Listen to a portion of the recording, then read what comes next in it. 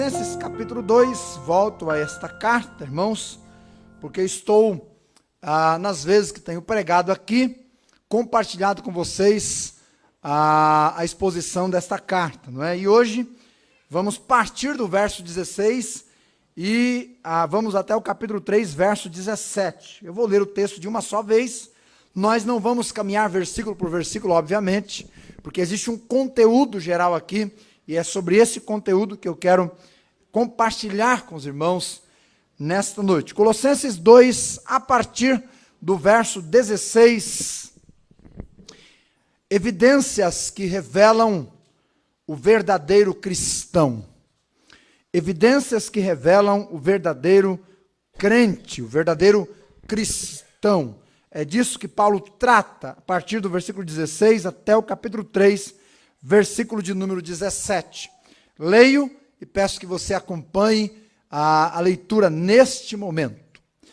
Portanto, ninguém vos julgue pelo comer ou pelo beber, ou por causa dos dias de festa, ou da lua nova ou dos sábados, que são sombras das coisas futuras, mas o corpo é de Cristo.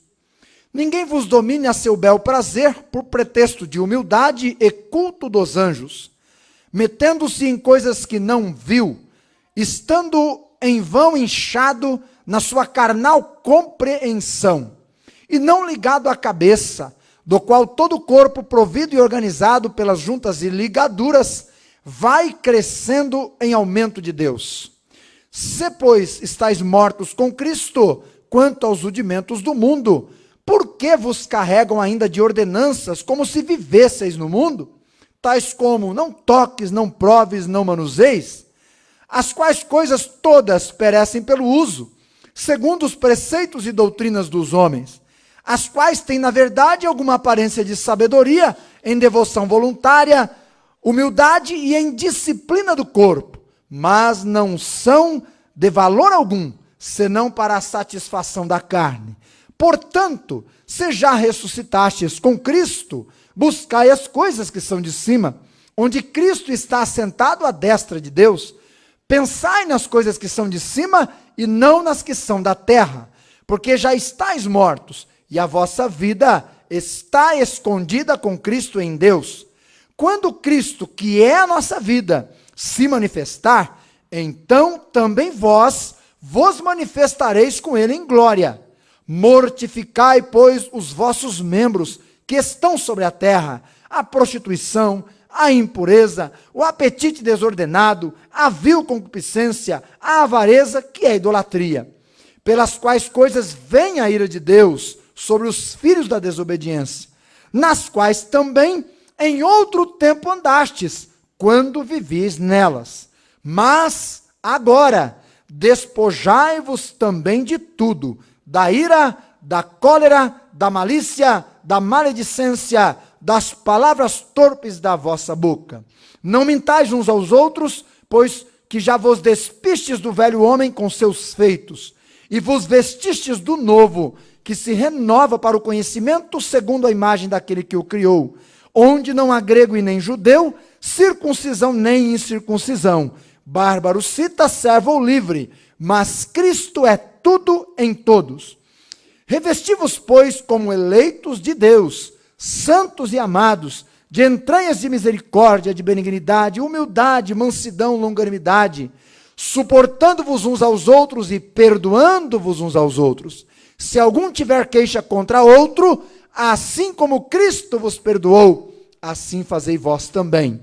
E sobre tudo isto, revesti-vos de amor, que é o vínculo da perfeição, e a paz de Deus, para a qual também fostes chamados em um corpo, domine em vossos corações e sede agradecidos. A palavra de Cristo habite em vós abundantemente, em toda a sabedoria, ensinando-vos e admoestando-vos uns aos outros, com salmos, hinos e cânticos espirituais, cantando ao Senhor com graça em vosso coração. E quanto fizerdes, por palavras ou por obras, fazei tudo em nome do Senhor Jesus, dando por ele graças a Deus Pai. Oremos. Obrigado, Senhor, pela tua preciosa companhia e pela oportunidade maravilhosa que temos de abrir a tua palavra, ler, meditar e crescer no teu conhecimento. Há evidências na vida daqueles que creem de que são teus, assim como é evidente a figueira que só tem folhas. Abençoe, ó Deus, neste momento, a tua palavra, que aqueles que ainda não são crentes em Jesus, ouvindo a verdade, venham ser, ó Deus, conquistados em seus corações pela palavra da fé, e venham crer em Jesus como Salvador, ao ponto de serem mudados em suas vidas. Abençoa aqueles que já são, para que ouvindo a palavra, venham, ó Deus, deixar o teu Espírito operar o crescimento, aparando as arestas, para que estas vidas possam produzir ainda mais frutos para a glória do teu nome. Abençoe cada um que está aqui, cada um que está em casa ouvindo a palavra neste momento. Abençoe nosso irmão Guilherme, dando a ele a restauração do seu físico, ó Deus, para que ele possa seguir adiante na sua vida. Guarde o teu servo para a glória do teu nome e abençoe esta hora em nome de Jesus. Amém. Há um programa na televisão que chama CSI. Este programa, ele é um programa de investigação criminal. E há uma frase neste programa que eu gosto. Esta frase diz o seguinte: concentre-se nas evidências, elas não mentem. Concentre-se nas evidências, elas não mentem. Elas dizem a verdade. Eu tenho pensado sobre isso em um mundo, irmãos, que a cada dia se declara mais religioso. E milagres até acontecem, né, de pessoas que outrora eram ateus e agora, de ontem para hoje, estão frequentando cultos ainda que romanos, né? Mas alguns milagres assim acontecem, né? E você que não é bobo nem nada sabe do que eu estou falando. Há tanta gente hoje se dizendo cristã, que às vezes nem parece que precisamos evangelizar mais. Isso não é verdade. Muita gente que se diz cristã nunca nasceu de novo. Mas nós estamos cheios de passeatas para Jesus. Quem vai em Valinhos, sabe que na entrada de Valinhos tem uma placa enorme dizendo Valinhos é mesmo? Hã? Quantas igrejas tem em Valinhos? Quantos crentes tem em Valinhos? Hã? Os resultados divulgados pelo IBGE são animadores, não é verdade? Da soma de milhares e milhares de cristãos. Os inúmeros programas de rádio e televisão indicam que parece que estamos tendo uma avalanche de conversões. Os panfletos que recebemos todos os dias, ou as visitas, não é mesmo? As dezenas de placas indicando a existência de igreja, as megas igrejas com seus espetáculos, não é? Templos e shows dos mais mirabolantes que se possa imaginar, com até palco de luta de MMA, hoje, ou boxe, para atrair a juventude, parecem gritar para nós, olha, o mundo está evangelizado. Mentira! Mentira, irmãos! E da mais deslavada. Há tantas almas e almas sem Jesus. Isso é tão verdade, que nós olhamos todos os dias no jornal e se pudéssemos dobrá-lo, correria sangue. São tantos assaltos. São centenas de pessoas morando nas ruas, abre aspas, até um projeto de agora se alugar espaço público para que os moradores de rua possam ter o seu espaço e dormir. Se isso entrar em vigor, alguns aí vão começar a alugar esses espaços, obviamente, né? Fecha aspas ou parênteses. Centenas de moradores de ruas, os pedintes de todos os dias continuam aí. Eu já tenho espaço reservado no meu carro para aquelas moedinhas, porque muitas vezes você fica até com medo de não dar alguma coisa. Não deveríamos dar, mas o medo que você está com a esposa e filhos dentro é melhor dar logo. Não é? Em alguns casos, ainda que eu não aconselho ninguém dar por dar. Os pedintes de todos os dias estão aí, o aumento assustador da liberalidade sexual. não é? A desmoralização, o crescimento assustador da drogadição, os índices alarmantes do desmoronamento dos lares, o índice crítico e crescente do suicídio, feminicídio, não é? A intolerância e o desrespeito em qualquer lugar. Então eu me pergunto, se este país está se tornando cristão, o que é que está de errado? O que é que está de errado? As evidências vão mostrar o que está errado. Acontece que há muita gente, mas muita gente, meus irmãos, completamente enganada. Completamente enganada. Pensando que é cristã, pensando que é de Jesus, mas não conhece Jesus. Então o CSI tem razão. Concentrar-se nas evidências vai tirar a sua dúvida. Você vai olhar para a vida de uma pessoa e poderá ver nela ou não os sinais do cristianismo. Aí você pode tirar as suas conclusões.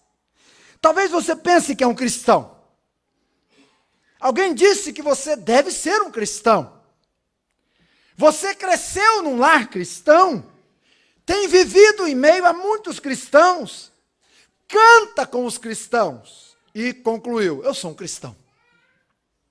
Mas ninguém é cristão por andar com cristão, por cantar com cristão, por parecer com cristão. Não é? Ninguém é. A pessoa só é cristã, só é de Jesus, se ela teve um encontro pessoal com Jesus Cristo. Nada disso é evidência. Não é? Muitos e muitas estão enganados. Com a graça de Deus, vamos olhar para esse texto hoje à noite. A partir do capítulo 2, verso 16, não se preocupe que eu não vou passar palavra por palavra, nem versículo por versículo, senão nós iríamos até amanhã cedo aqui. Tá bom? Mas é o todo que nós vamos observar nesse texto aí que fizemos a leitura, nesse trecho de Colossenses. Evidências demonstram que a pessoa é ou não é. E as evidências também firmam, né, no coração daquele que é realmente o seu alicerce para que ela possa continuar prosseguindo, crescendo saudavelmente em Jesus Cristo. Evidência número 1, está lá do versículo 16 ao 23 do capítulo 2. O verdadeiro cristão foi liberto do domínio das leis e da lei e vive para Deus pela graça de Cristo. É por isso que cantamos hoje à noite, maravilhosa graça. Maravilhosa graça. É pela graça que fomos salvos. Meus irmãos, a lei foi dada por Deus, aliás, escrita pelo dedo de Deus, não é? Seu propósito era tornar o povo de Deus diferente de todos os demais. Era um código de vida de santidade e integridade. Mas a lei que propunha isto, não deu ao ser humano a capacidade de guardá-la. De maneira que o escrito de bênção tornou-se, como vimos na última mensagem, o escrito de dívida. Ao invés de tornar o homem santo, realçou as trevas que no coração dele e nele existem. É por isso que Paulo diz, pela lei nenhuma carne será justificada.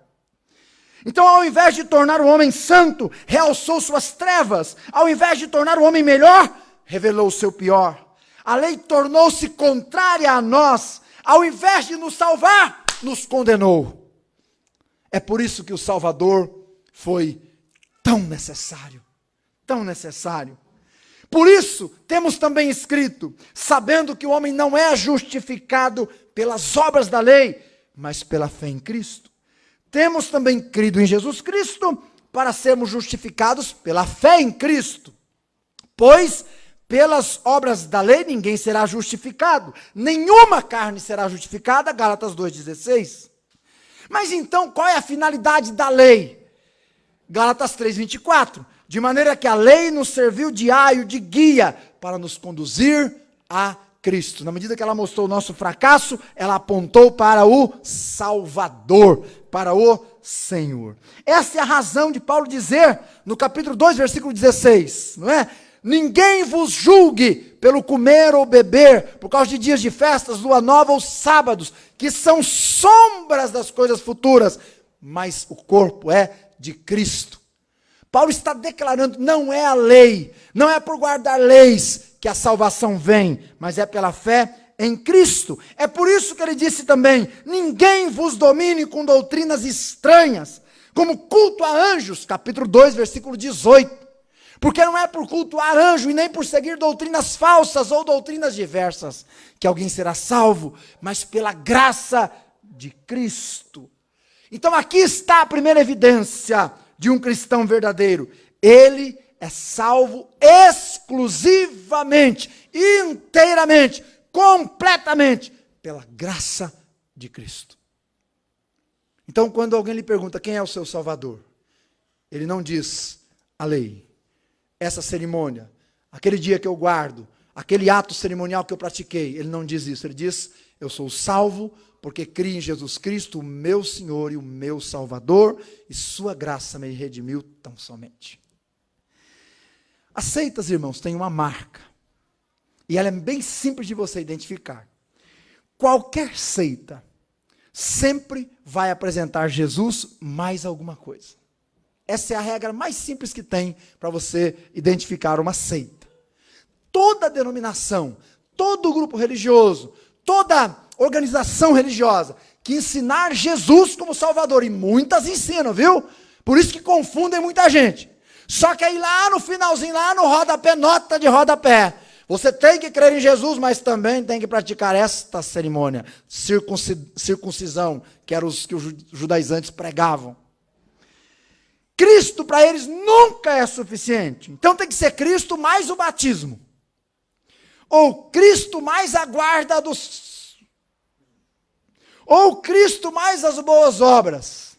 Ou Cristo mais as cerimônias religiosas. Ou Cristo mais os sacrifícios pessoais. Lá em Manaus tem uma igreja de uma pessoa famosa, chama Renê Terra Nova. Famoso no Brasil inteiro.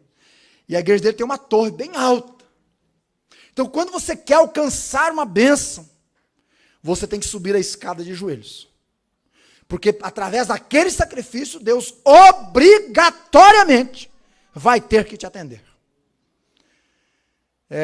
E existem dezenas dessas pessoas lá, convidando as pessoas para subir essas escadas. Não é? Sabe por quê? Sabe por quê? Porque Cristo não é suficiente. O sacrifício dele não é completo. Precisa fazer um sacrifício para Deus atender. O verdadeiro cristão e o cristianismo, meus irmãos, somente é pela fé nele o Salvador. Como diz o hino, só por Jesus é que nós somos salvos. E esta é a primeira evidência. Cristo é suficiente. Sua graça é capaz de buscar a pessoa onde ela estiver. E ela é suficiente. Cristo é suficiente. Ponto. Segunda evidência número 2. O verdadeiro cristão está unido com Cristo em sua vida, morte, sepultamento e ressurreição. O verdadeiro cristão tem a marca da união com Cristo. A união com o Senhor Jesus Cristo. Capítulo 3, versículo de 1 a 4. Não é? Portanto, ele diz, ressuscitastes, versículo 3, se estáis mortos, não é? Então, versículo 4, ele que é a vossa vida vai se manifestar.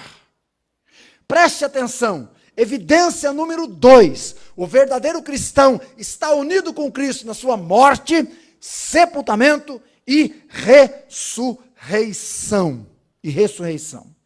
Esta é uma passagem maravilhosa para o cristão. Todo cristão deveria conhecer essa passagem, deveria ler essa passagem, deveria saber essa passagem. A palavra-chave dessa passagem é união. Então, o cristão é aquele que está unido no que Cristo fez completamente. Completamente. Você está. Eu estou. Quando é que isso aconteceu? Como e quando foi o seu encontro com o Salvador realmente? Encontro que mudou a sua vida completamente. Irmãos, prestem atenção. O Cristo que não muda para melhor a vida de um pecador, com certeza não é Cristo, é o anticristo. Com certeza não é Cristo, é o anticristo. E esse trecho é uma marca, não é? Ou é a marca, a certidão de nascimento correta para todo cristão. O que ela descreve? Primeiro, ela diz que o cristão morreu. Está morto. Morto para este mundo. Está aí no versículo 3. Porque já estáis mortos. Meus irmãos, quando uma pessoa morre, ela se desliga das coisas desse mundo. Não sei se você soube, mas recentemente algumas pessoas morreram aqui na Lagoa do Taquaral. São 3 já esse ano, né? E a última foi bem recentemente. E teve o Herbert, né? O Herbert, ele tem acesso aí, o pessoal passa para ele, né? E ele mostrou o vídeo. Foi o Claudemir. Eu vi com o Claudemir também. Estou refrescando a memória, vi com o Claudemir também. Vimos quando o bombeiro tira a pessoa que estava morta dentro da água, tira a pessoa fora. Interessante, irmãos, interessante. Interessante. A pessoa saiu assim, as pernas, não é? Como se ela estivesse fazendo um esforço, e os braços assim, não é? Levantados, e ela assim meio que ofegante, sei lá, né? Tentando se livrar, alguma coisa assim, completamente endurecida, uma pedra. Não é? Tanto que quando eles tiraram, parecia um boneco, literalmente. E sabe, naquela pessoa você pode dar um tapa nela. E eu fiquei pensando, como é que vão colocar esse camarada dentro do caixão agora duro desse jeito? Eles vão quebrar, óbvio. Vão quebrar as pernas, os braços, né, para poder caber dentro do caixão ali direitinho. Você acha que aquela pessoa ali vai reclamar se eles quebrarem todo ele? Vai reclamar ou não vai? Reclamar ou não vai? Por que não vai? Porque quem morreu está desligado deste mundo. Gente, quando a pessoa fecha os olhos, parou de bater o coração, o cérebro, não é? Está constatada a morte, olha, acabou. Ela está desligada desta vida. Diz a palavra do Senhor em termos espirituais, o cristão está morto para este mundo. Cristo morreu por nós, nos substituindo, e nós morremos com ele, nos identificando. Quando cremos em Cristo, nos posicionamos mais perto dele do que os ladrões que estavam ao lado dele. Quando cremos, porque morremos com ele, nos identificamos com a sua morte na cruz verdadeiramente. Li algures sobre 2 jovens que foram convidadas, não é? Aliás, elas se converteram depois de vários anos tendo uma vida boêmia e mundana. Um dia foram convertidas pelo sangue de Jesus e depois de alguns dias foram convidadas para irem numa boate. E elas responderam imediatamente, não frequentamos mais boate, porque estamos mortas. O crente morreu para este mundo, é o que está escrito aí, já estáis mortos. Então cuidado com os seus amores aqui neste mundo. Se você amar o mundo, tem alguma coisa errada. Morto não ama mais. Morto está morto. Este mundo. Segundo, o cristão é o que ressuscitou. Diz o verso 1. Portanto, se já ressuscitastes com Cristo. Nós não só morremos, fomos sepultados, mas ressuscitamos. É a novidade de vida, meus irmãos. Russell Shedd está correto quando ele diz: a morte inevitavelmente desliga o morto dos interesses deste mundo, não é? E em tratando-se de cristãos, desliga ele deste mundo e liga ele às coisas espirituais. É por isso que quando a pessoa se converte, ela passa a amar outras coisas. Ela passa a considerar, por exemplo, o culto uma festa, uma bênção, um privilégio, uma alegria, não é? Um prazer, um regozijo estar com os irmãos e adorar o Senhor. Porque ela foi ligada agora ao reino de Deus. Quantas são as situações que vemos, famílias, depois que uma pessoa morre, as pessoas doam tudo. Faleceu recentemente o vizinho da irmã Nilva, e da Fernanda, e dos irmãos ali. E ele era um homem solteiro, gente. Mas tinha a casinha dele, tinha as coisas dele. E raramente era visitado por parentes. Adivinha o que aconteceu na manhã seguinte, depois que ele morreu? Não foi o que aconteceu, irmã? Foram lá na casa, e limparam a casa. Levaram deixaram alguma coisinha, né? Pelo amor de Deus, além de pegar, ainda falou. Não é? Olha só. Olha só. Não é? Mas nunca visitou. Raramente visitava. Mas foi para levar. Não é? Quantas vezes a gente não vê isso daí, gente, acontecendo? A pessoa, quando parte, fica tudo aí mesmo, porque ela está desligada deste mundo. Quando morremos com Cristo, nos desligamos dos interesses desse mundo. E quando fomos ressuscitados com Cristo, então, somos ligados aos interesses espirituais do mundo por vir. Quando visitávamos o irmão Odete hoje à tarde, tinha lá uma professora das minhas crianças, não é? Quando elas eram crianças, e a gente reconheceu ela lá, e nós tivemos a oportunidade de falar de Jesus para ela, e afirmar para ela que a vida após a morte é tão real quanto esta vida aqui, se não mais real, porque melhor é com certeza. Então, pergunte-se a si mesmo, com que você está ligado? Porque isto indica qual é a situação espiritual que você está. É por isso que Paulo escreveu aos Filipenses, para mim o viver é Cristo. É Cristo. E para nós é também, mesmo. William Barclay nos lembra de algumas vezes, né, que dizemos assim, ou nos lembra que algumas vezes dizemos, a música é a vida daquela pessoa, o esporte é a vida daquela pessoa, aquela pessoa vive para trabalhar, aquele ciclano vive para festejar. Porque muitas vezes o significado da vida de uma pessoa é só isso aí. Não é Cristo, não é o reino de Deus. Para o cristão, meus irmãos, Cristo é a vida. O seu reino é importante, sua vontade é a vida. Ele domina nosso pensamento, nossos dias, nossa alma e o nosso futuro. Você está preocupado com as eleições? Olha, eu também tenho uma certa preocupação. Mas, meus irmãos, esta preocupação não é maior que o meu descanso no poder de Deus. Eu confio num Deus que é soberano, é superior a qualquer partido político, qualquer pessoa que venha assumir o governo. Deus é Deus. Quando tudo vai bem, quando tudo vai mal, continua sendo Deus. E o cristão está ligado a esse Deus. Vai chegar o dia, meus irmãos, que Cristo se manifestará. E eu destaco aqui terceiro, nesse versículo 4, quando Cristo, que é a vossa vida, se manifestar, então vos manifestareis com Ele em glória. O cristão é o que tem uma vida gloriosa, vós vos manifestareis com Ele em glória. Vai chegar o dia, meus irmãos, e esse dia está muito perto, em que Cristo será revelado a este mundo, não é? E nós nos uniremos com Ele para sempre. Ele virá, não é? Tão logo, como um raio atrai o relâmpago, como o ímã atrai o ferro, nós seremos atraídos a Cristo com grande poder e glória. Seremos arrancados deste mundo mau. Mas a manifestação do Cristo no cristão tem que ser hoje. Tem que evidenciar-se, não é? Ele tem que ter uma mudança no seu viver. O versículo 3 diz isto. Se vocês estão mortos, a vossa vida agora está escondida com Cristo em Deus. Então quem comanda é Cristo. Ele tem que ter uma mudança no seu pensar. Versículo 2. Ele pensa nas coisas que são de cima e não mais nas que são só da terra. 3, ele tem uma mudança nos seus desejos. Verso 1, ele busca as coisas que são do alto e busca inclusive para suas realizações diárias.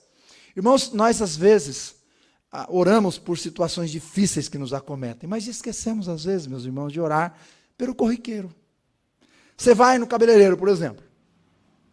Fernanda vai no cabeleireiro. Tem que orar. Vai que o cabeleireiro não está num bom dia aquele dia. Não é mesmo? Todo mundo tem seu dia aí, né? Que não está legal. Tem que orar, porque de repente o cabeleireiro tosa o cabelo dela lá e pronto, aí faz aquela anarquia, não é não? Então a gente tem que orar para as coisas pequenas, que parecem pequenas, e colocá-las no altar de Deus, para que fique claro que em tudo nós dependemos do Senhor nosso Deus, que é dele que vem a nossa força para todas as coisas. E por quê? Porque o seu tesouro não é mais o brilho de ouro deste mundo, nem o relampejar da prata, nem a sedução das riquezas. O tesouro do cristão é Cristo. O tesouro do cristão é Cristo. Por isso Jesus disse, não ajunte tesouros aqui não. Ajunte no céu. Se Deus te der aqui, use-o para a glória do Senhor. E esta então é a segunda evidência, não é? O cristão está unido na morte, sepultamento, ressurreição. Ele morreu para o mundo e tem uma nova maneira de viver, não é? Onde Cristo é visto na vida dela. Terceira evidência, evidência número 3. O verdadeiro cristão, ele cumpre sua parte no dia a dia, no despojar-se do velho homem e os seus feitos. Versículos de 5 a 9 do capítulo 3, diz lá: mortificai, pois, os vossos membros que estão sobre a terra, a prostituição, a impureza, o apetite desordenado, a vil concupiscência, a avareza, que é a idolatria, pelas quais coisas vem a ira de Deus sobre os filhos da desobediência, nas quais também em outro tempo andastes, note, outro tempo, quando vivis nelas. Mas agora, despojai-vos disso tudo: ira, cólera, malícia, maledicência, palavras torpes, mentir, não minta mais um ao outro. Vocês se despiram, não é, do velho homem com os seus feitos, diz a palavra do nosso Deus. Meus irmãos, o cristão não é um inerte. O cristão não é uma estátua. O cristão não é uma pessoa que parou no tempo. Olha lá aquele crente, parou no tempo. Não, o cristão não é assim. O cristão vive o cotidiano, ele anda pelas ruas. Os santos de Deus trabalham, eles vão ao supermercado, eles vão ao açougue, eles comem, não é? Eles têm problemas de saúde, são os santos de Deus no mundo. Eles estão aí, mas cada dia que se passa, eles estão despojando o velho homem, não é? Aqueles hábitos, costumes, tendências pecaminosas que o pecado quer impor para a gente vai tirando de lado, vai vencendo essas barreiras e caminhando rumo ao Senhor nosso Deus. Meus irmãos, o cristão não é um inerte, ele é vivo e ativo. Ele é vivo e ele é ativo. Eu não sei quanto a você, mas me incomoda quando eu vejo jovens e adolescentes sem Jesus, não é? Perambulando pelas ruas. Eu não sei quanto a você, mas me incomoda quando me batem pedindo comida aqui. Me incomoda no sentido positivo de pensar assim, meu Deus, por que tanta gente passando fome? Me incomoda saber que os cemitérios estão abarrotados de pessoas que não nasceram de novo. Me incomoda saber que nos campos missionários há alguns que têm que deixar o campo porque não tem sustento. O cristão, meus irmãos, ele é ativo, ele tem responsabilidades, ele tem afazeres, não é? E começa na sua vida pessoal. Diz lá, mortificai. Preste atenção no que eu vou te dizer. No versículo de número 3, diz assim, estáis mortos. E a expressão ali, o verbo ali, está no indicativo. Está indicando a situação real da pessoa, ela está morta para o mundo. Agora no versículo 5, quando ele diz assim, lá no versículo 5 do capítulo 3, quando ele diz assim, mortificai, está no imperativo. Preste atenção. Aqueles que morreram para o mundo, que vivem para Deus agora, devem sepultar, se desfazer das coisas mortas da velha vida. Ei, irmão, você me chamaria de louco se você me visse andando pela rua, arrastando um cachorro morto. Não chamaria? E por que é que eu, como cristão, tenho que ficar carregando meus velhos pecados e não me despojo disso de uma vez? É o que Paulo está dizendo aqui. Ou seja, diante da indicação divina do nosso estado de mortos para este mundo, devemos ser coerentes e fazer morrer nossas inclinações carnais. Isto é uma questão de coerência. Olha o que Apocalipse 22:11 diz. Quem é injusto, faça a injustiça. Ainda, quem está sujo, suje-se ainda. Mas quem é justo, faça a justiça. Quem é santo, santifique-se. É coerência. O morto pratica coisas de um morto, e o vivo de um vivo. Se uma pessoa não é crente, nunca verá seus pecados, a não ser que Deus ilumine o seu entendimento. Se a pessoa é escrava deles e não tem poder para superá-los, é porque não ganhou esse poder de Deus ainda. Mas se você é crente, há poder de Deus em sua vida, e você pode fazer essas tentações calar.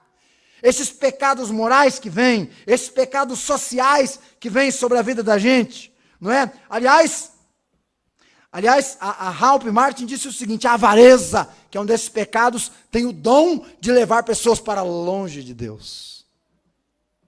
Para longe de Deus, não é? Então, esses pecados de controles físicos, não é? Pecados ligados aos temperamentos, pecados ligados à língua, meus irmãos, devem ser despojados da nossa vida. Por quê? Por uma razão muito simples. Vocês estão mortos para o mundo e tem que tirar esses pecados do velho homem da vida e viver a nova vida que Cristo está te dando mesmo. Quarta e última evidência. Ninguém disse amém? Vou voltar aqui um pouco então. Não é? Vou voltar aqui um pouco então, né? Quarta evidência. Lá dos versículos 10 ao 17. O verdadeiro cristão expressa o seu cristianismo por suas atitudes, a graça da nova veste de Cristo em sua vida. É o que ele diz, a partir do versículo 10. E vos vestistes do novo. Vestistes mesmo? Você está vestido mesmo com o novo? De verdade. Apocalipse capítulo 3, quando termina a carta às 7 igrejas, o servo de Deus João fala sobre a igreja chamada Laodiceia. E ali ele vai dizendo, olha, eu conheço as tuas obras, É Deus falando, né? E chega no versículo de número 6, ele diz assim, eu sei, versículo 5 e 6, ele diz assim, eu sei que você não é frio nem quente. Te conheço. Mas eu vou te dar um conselho. Compres vestes brancas e te vistas. Compres vestes brancas e te vistas, para que não apareça a vergonha de tua nudez. Cubra-se com vestes brancas. Meus irmãos, o cristão é o que foi lavado pelo sangue do Cordeiro, habitado pelo Espírito Santo, não é? E foi vestido com a veste branca da glória de Deus. O sangue de Cristo lhe cobriu. E Paulo aqui então, e eu quero focar nessa parte final, nesses versículos, ele, a partir do versículo 12, ele mostra essas vestes. Que vestes são? Primeiro, está lá no versículo 12.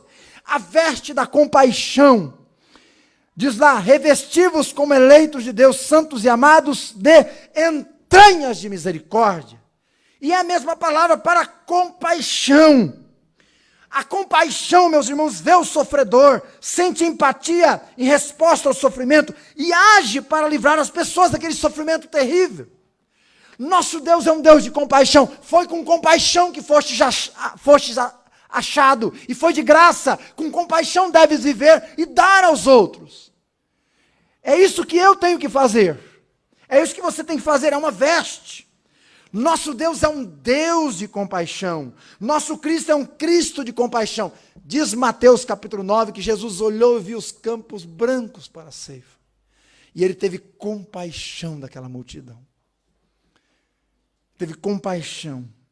Nosso Cristo é um Cristo cheio de compaixão. Tem um filme chamado O Desfiladeiro de Shikai. Ele é bem antigo. Quando eu assisti aquele filme, eu fiquei chocado. Porque ele conta a história de um trem de passageiros, tocado a carvão ainda, bem antigo, né? Que num desfiladeiro chamado Shikai, o trem, na descida, o maquinista percebeu que o trem estava sem freio. E um crente que estava ali dentro do trem também percebeu. E viu que dezenas de pessoas iam morrer, o trem estava cheio. E antes que o trem ganhasse velocidade, aquele crente se jogou nos trilhos. E o trem parou, não é? Porque não tinha ganhado muita velocidade, parou, descarrilhou ali sobre o corpo daquele rapaz, que morreu. Mas ele deu a vida por compaixão daqueles que estavam dentro do trem. Ele ofereceu a vida em favor daqueles. Meus irmãos, vistam-se de misericórdia. Há um livro de uma missionária que trabalhou na Amazonas, onde eu estive, exatamente onde eu estive, e o título do livro dela é Sua Voz Ecoa nas Selvas. E a história dela é linda, porque ela foi uma moça bonita, americana, que largou tudo nos Estados Unidos, sua faculdade, e dedicou todos os dias da sua vida fazendo missões pagando remadores para que levassem nas comunidades ribeirinhas, nas selvas. E ela morreu ali pregando o evangelho. Ela envelheceu ali pregando o evangelho, porque ela teve compaixão. O livro conta que ela tinha compaixão por aquelas almas que estavam no meio da floresta 70 anos atrás, que não tinham ouvido falar de Jesus. E Deus me deu a alegria, o privilégio de conhecer uma das pessoas que foi ganho pela mensagem daquela mulher, que ainda é viva. Sua voz ecoa nas selvas. Irmãos, quem tem compaixão, sua voz tem que ecoar na selva de pedra, que é a nossa cidade. Adianta muito pouco eu dizer que tenho compaixão, quando minha voz não ecoa no ouvido de ninguém. Quando as pessoas passam perto de mim e não ouvem de Jesus. Quando eu estou sentado lá, aguardando ser chamado no caixa, e eu não falo de ninguém para Jesus. Há pouca evidência de compaixão, mas Deus diz, vistam-se, não é, de uma veste de misericórdia. Mas ele diz também no versículo 12, a veste da bondade. Jesus foi bondoso, irmãos. Ele chorou com Marta e Maria, quando Lázaro estava morto. Compadeceu-se da viúva, não é? Silas Falcão está certo. Ele diz que o cristão, quanto mais perto de Jesus estiver, mais cheio de bondade será. Mais cheio de bondade será. Porque Jesus é bondoso. Versículo 12 ele diz, revistam-se da veste da humildade. E eu nem vou me discorrer tanto aqui, porque o pastor Carlos já falou sobre isso hoje de manhã. Mas Deus habita com o humilde. Deus estima e atribui alto valor àquele que é humilde. Deus justifica, o exalta e concede-lhe graça. Deus usa pessoas humildes. O centurião que disse para Jesus, não sou digno de que entres em minha casa, era humilde. O humilde não tem um conceito elevado de si mesmo. Ele procura sempre elevar o nome do Senhor. Então revista-se de humildade. O versículo 12 ainda ele diz, revista-se da veste de mansidão. Jesus disse, tome sobre você o meu jugo, aprendei de mim, por quê? Porque sou manso e humilde de coração. Portanto, irmão, escute bem o que eu vou te dizer, nada de crente se envolver em briga por causa de eleição, hein? Está escutando bem? Nada de crente se envolver em briga por causa de eleição, nem pela internet. Você quer colocar sua posição, seja fiel, seja bíblico, mas não trave briga pela internet. Porque você é manso em Jesus. Você não precisa mostrar mais nada para ninguém. Deus já te justificou. Também o versículo 12, a veste da paciência, não é? Ele diz, revestivos de longanimidade. Longânimo é aquele que tem o pavio longo, né? É aquele que tem dificuldade de perder a paciência. É o que suporta as ofensas sem retaliar. É o que sofre maus tratos sem amargurar a alma. É a mente que se controla por um longo tempo antes de agir, não é? Então, este é aquele que é longânimo. E por aí vai. A veste do perdão, versículo 13. E já estamos quase terminando ali, não é? Ele diz, revesti-vos suportando uns aos outros, perdoando-vos uns aos outros. Escute lá, que eu vou te dizer mais uma vez. Que seria de nós sem o perdão de Deus? Que seria de você e de mim sem o perdão de Deus? Devemos perdoar, meus irmãos, porque fomos perdoados. Devemos perdoar porque fomos perdoados. Devemos perdoar as queixas que surgem. Porque quem não perdoa, não pode adorar, ofertar ou mesmo ser perdoado. Quem não perdoa, adoece. Quem não perdoa, está entregue aos flageladores na sua consciência. Quem não perdoa, torna-se cativo, não é? E do seu próprio desafeto. Quem não perdoa, meu irmão, ela perde o apetite quando pensa em outra pessoa. Um pastor teve o seu irmão assassinado na sua juventude. E ele conta no seu livro que quando ele chegou na cena e viu o seu irmão morto, a primeira coisa que ele fez foi levantar as mãos para o céu e orar a Deus e dizer, Deus, eu decido viver. Eu perdoo quem assassinou meu irmão. E ele continua dizendo, eu continuei vivendo. Porque senão eu morreria ali também. De amargura, desgosto e tristeza. Muita gente vive assim, porque não perdoou. E finalmente ele diz, a veste do amor, versículo de número 14. Sobretudo, revestivos de amor. Meus irmãos, aprendamos a amar, de fato e de verdade. Ame como você foi amado. Ame sem exigir tanto dos outros.